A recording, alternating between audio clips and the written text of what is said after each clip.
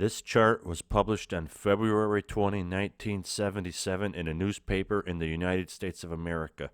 It details what the editors apparently believed to be the bosses of the various mob families across the United States at that time.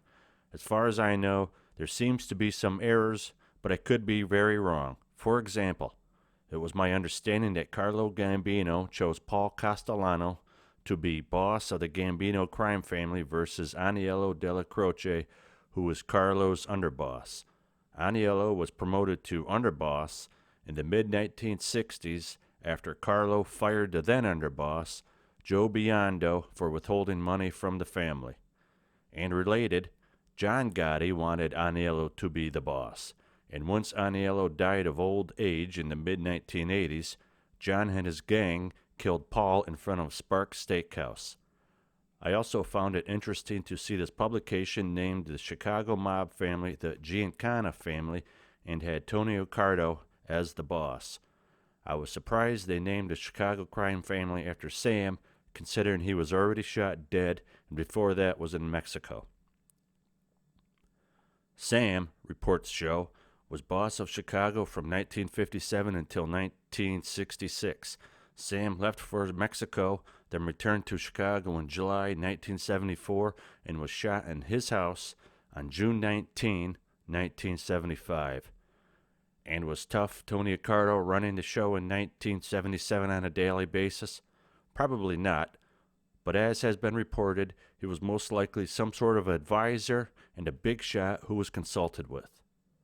As we see in this famous photo of the Chicago mob administration from I believe 1978 called The Last Supper, Joey Doves Ayupa was sitting at the end of the table, probably signifying that he was the day-to-day boss of the Chicago mob in 1977 when this chart was published.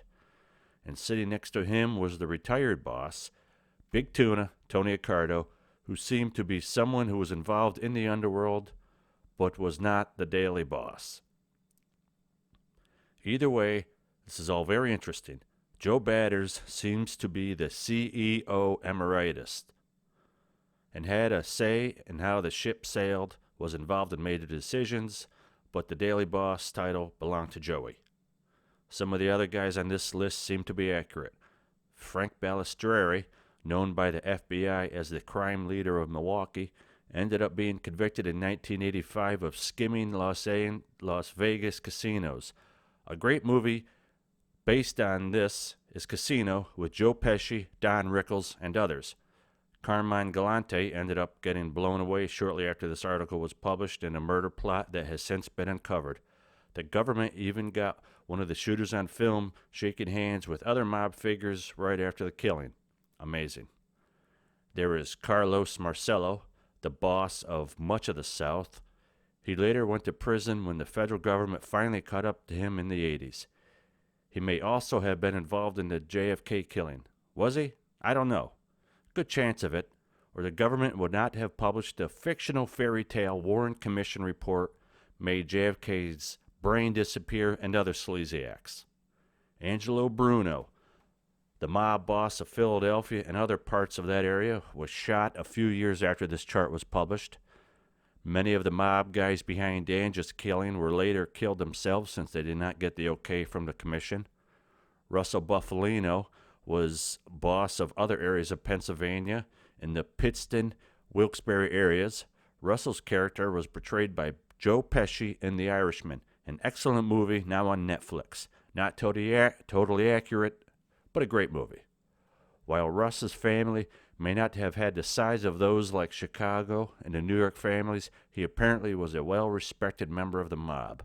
There are reports that Russ also was acting boss of one of the New York families for a time. That is respect.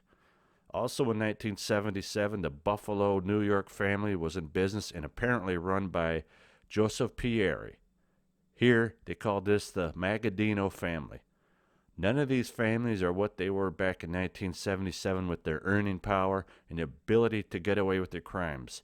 Unlike then, for example, there are cameras all over the place now, GPS systems, and the government is better at catching guys like this.